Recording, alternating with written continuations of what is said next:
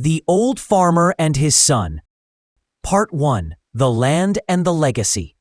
In the heart of a quiet village, nestled between rolling hills and golden fields, there lived an old farmer named Hari. He was a man of few words, weathered by the sun and marked by years of labor on his ancestral land. The soil beneath his feet was not just dirt. It was a diary of decades, a legacy of toil and hope passed from generation to generation. Hari had one son, Arjun, a boy born in the soft light of spring when the wheat swayed like the sea and birds sang lullabies over the fields. Arjun was clever, bright-eyed, and curious, always asking questions about the sky, the stars, and the world beyond their tiny village. Hari, though proud of his son's sharp mind, often worried. He knew that Arjun's dreams were bigger than the land. The boy often spoke of cities, of technology, of riches found not through sweat and plow, but through wires and ideas. Still, Hari taught him the ways of the earth. "Land never betrays you," he would say. "It gives what you give it. You nurture it, and it nurtures you back." Arjun listened, but his heart danced elsewhere. Every morning the two rose before the sun. Hari would lead Arjun through the fields, showing him how to plant, how to listen to the wind, how to smell the coming rain. He spoke of seasons like they were old friends, and Arjun learned, though his hands remained soft and uncalloused. Years passed. Arjun grew taller. And so did his longing for a different life. One evening, as the orange sun dipped behind the trees, Arjun turned to his father. "Baba," he said, "I want to go to the city. I want to study and do something different. Farming, it's not for me." Hari was silent. He looked at his son, at the boy who once ran barefoot through the paddy fields, chasing butterflies. He nodded slowly, though a storm brewed quietly in his heart. "I always knew," he said, his voice steady but sad. "Go, my son, but remember this land. One day you may need it." Arjun left the next morning. Part 2. The City and the Change. The train carried Arjun away from the only life he had ever known. As it chugged past fields and villages, he felt a strange mix of excitement and guilt. He was leaving behind not just his father, but a life of simplicity and quiet love.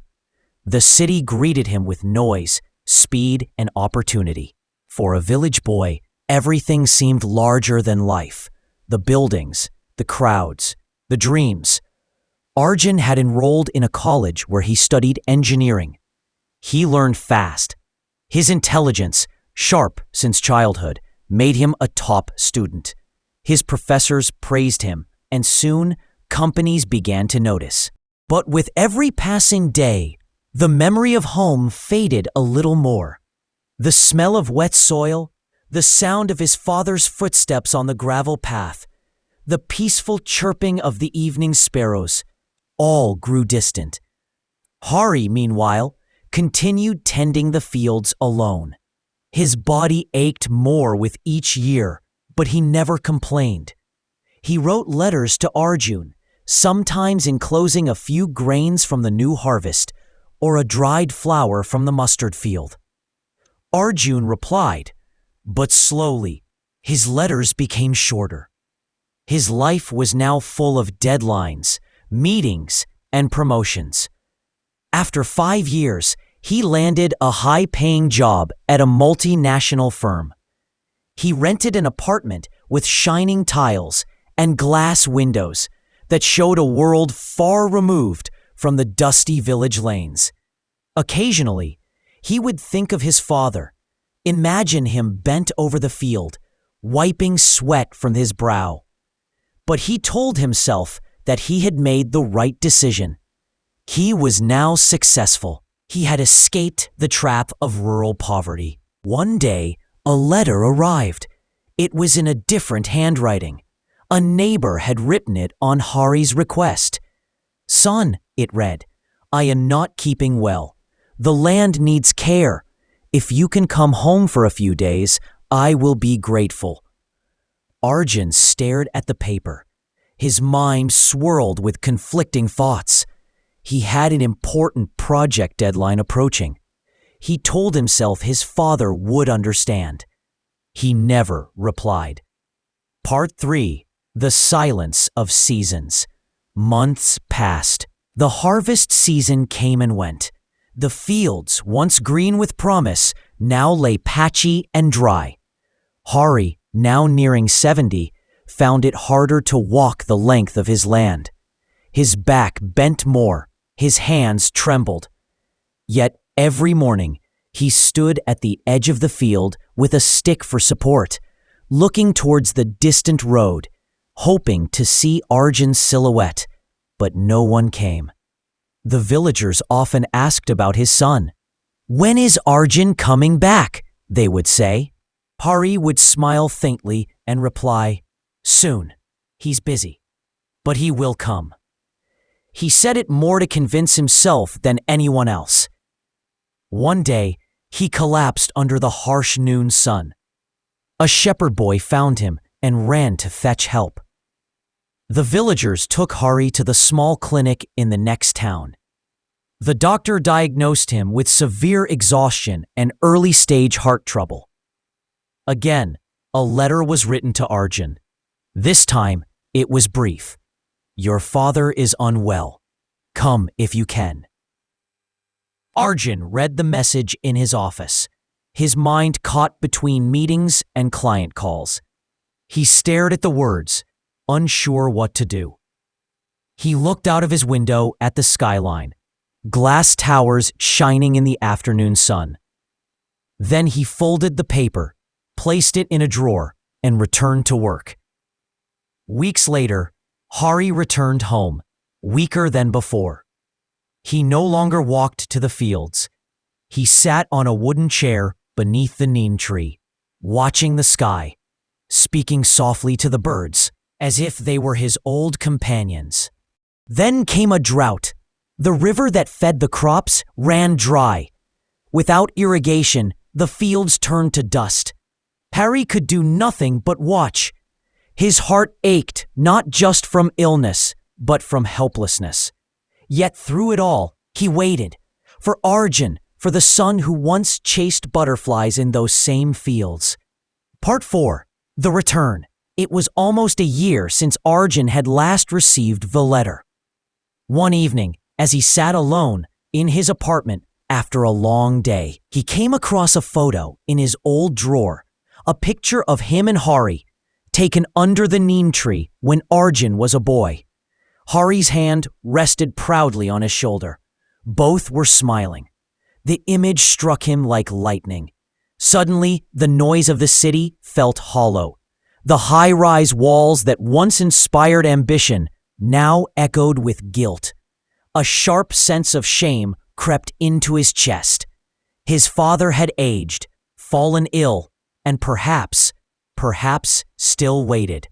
Without delay, Arjun took leave from work, packed his bag, and boarded the next train to his village. The ride felt different now. The same trees, same rivers, same skies. But they seemed heavier, loaded with memories he had long buried. When he arrived, the village had changed. Children he once played with were now men. Some recognized him, others did not.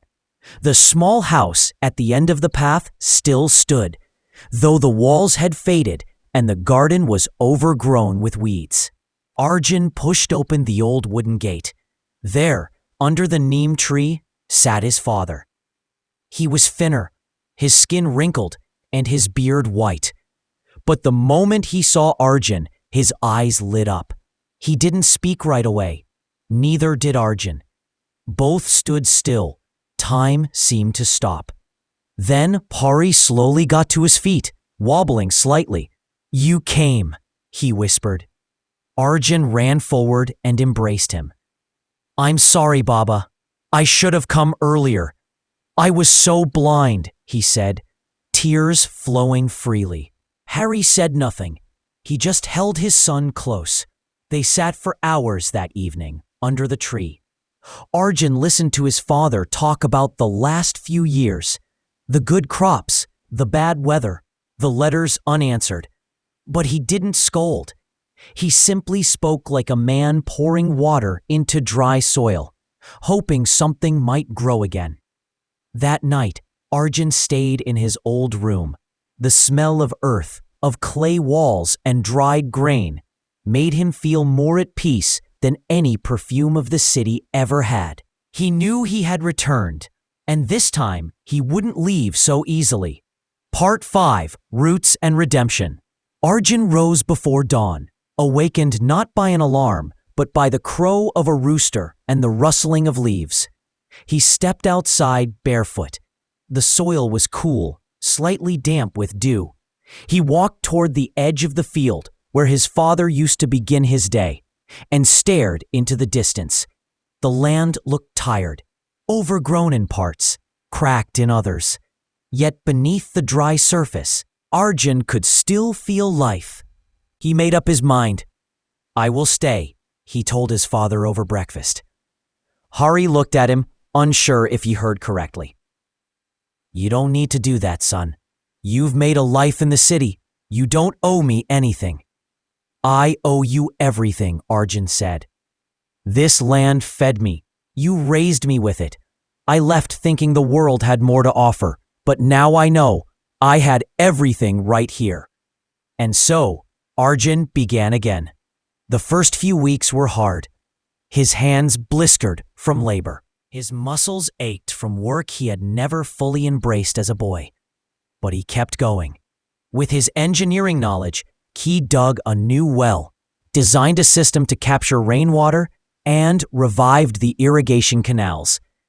He brought new seeds, planted vegetables that were in high demand in nearby markets, and even started a small greenhouse using simple technology. Hari watched with pride and wonder. The villagers, too, were curious. Slowly, they began to ask Arjun for advice. Some even followed his lead, reviving their own dying farms with modern methods. A small movement began, a quiet revolution in a sleepy village, led by a son who had once turned away. Months passed. The land turned green again. The air smelled of hope. Arjun and Hari worked together, side by side, like old friends. The bond that had frayed with time was now strong again, woven with sweat, forgiveness, and love. One evening, as they sat beneath the neem tree, Hari placed a hand on Arjun's shoulder. "I can rest now," he said with a faint smile. "The land is yours." Part 6, Seasons of the Heart. As the seasons changed, so did the village. Where once the fields had dried into cracked brown earth, now they gleamed green under the sun. Arjun's efforts had not only revived his father's land, but had inspired many others. Young villagers who had once planned to leave began to see hope in staying. They came to Arjun, not just for guidance, but for belief. He helped them set up small irrigation systems, taught them modern farming techniques, and even arranged for local markets to connect directly with town buyers. The village school invited him to speak to children about farming with pride. "You can grow wealth from the soil," he told them. "But more than that, you grow roots. And roots matter." Hari, now weaker with age, stopped going to the fields. Instead, he would sit on the veranda, watching from afar, his eyes filled with peace.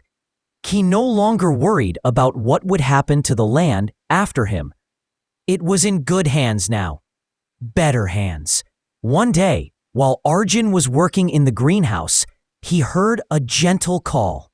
He rushed back to the house and found Hari resting in his chair, his eyes closed, a faint smile on his face. "Baba," he said softly, kneeling beside him. Hari opened his eyes slowly. My son, he whispered, you've done what I only dreamed. She's singing again. I can hear her. Tears welled up in Arjun's eyes. Don't go yet, Baba. There's still so much to do. Hari smiled. My work is done, Arjun, but yours is just beginning.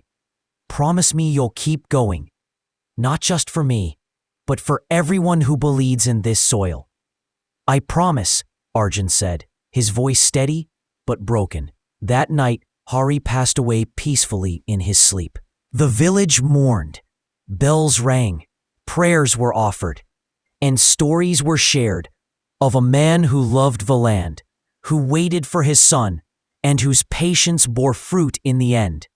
Arjun buried his father beside the neem tree. He planted a small sapling beside the grave, a promise, a continuation, a beginning. Part 7. The Tree That Spoke. Years passed. The sapling Arjun planted beside his father's grave grew into a sturdy tree. Children now played beneath it, just as he once had. Birds returned to nest in its branches, and every time the wind blew, Arjun could swear it whispered his father's name. The farm had transformed. What was once a struggling patch of earth had become a model of modern rural success. Arjun introduced crop rotation, solar-powered water pumps, and organic composting. He opened a small training center on the farm where villagers and farmers from neighboring areas came to learn and exchange ideas. People no longer called him just Arjun. They called him Kisan Ostad, the farmer teacher. But even as success flourished, Arjun never forgot his roots. He kept his father's wooden chair under the neem tree, untouched. Every evening after work, he would sit there, drinking tea from a clay cup, sometimes talking to the tree like he was talking to Hari. One monsoon evening, a young man from the city visited Arjun. I saw your story in the newspaper, he said. I'm tired of city life. I want to learn what you've done here. Arjun smiled. Then you've come to the right place. He showed the young man the land, the irrigation systems, the compost pits, and the storage house. He spoke not like a lecturer, but like a father teaching a son. That night, Arjun sat beneath the neem tree and looked up at the stars. Baba, he said softly, your dream is alive. You were right. The land never betrays. And I finally understand. The wind rustled through the leaves in response, and Arjun closed his eyes in peace. Part 8. Full circle. Years turned into decades. The village became a thriving community. The once forgotten patch of countryside was now known across the district as a center of green innovation. Government officials visited. News channels filmed documentaries, and even students from agricultural universities came to learn. But Arjun never let fame change him. He still rose with the sun, still walked barefoot on the soil, and still carried the values his father taught him. He married a school teacher from a nearby village, and together they raised 2 children. His son, Kabir, was much like Arjun had been, curious, bright, and often distracted by thoughts of cities and gadgets. Arjun never discouraged him, but he made sure Kabir understood where his food and his family came from. One summer afternoon, Arjun took Kabir to the edge of the field and pointed to the neem tree. Your grandfather planted most of this farm. He taught me everything. He believed that a man must stay true to his roots, no matter how high he reaches. Kabir nodded thoughtfully. Papa, do you think I'll want to come back here too, like you did? Arjun smiled. Maybe, maybe not. But if you ever do, Remember, this land will always welcome you, just like it welcomed me." That evening, Kabir drew a picture of the neem tree and stuck it on the wall of his room. Below it, he wrote in simple handwriting, "My grandfather's tree." As the sun set that day, Arjun sat once more in his father's chair under the tree. His hands were rough now, his hair touched with gray, but his heart was full. The tree above rustled gently, as if speaking to him. He closed his eyes. He could still hear Hari's voice, calm, wise, proud. "You did well, my son." And in that moment, Arjun knew the journey of a farmer never ends. It passes from father to son, from soil to seed, from yesterday's sweat to tomorrow's harvest. The land remembers, the heart remembers, and the old farmer, watching from the wind, smiled.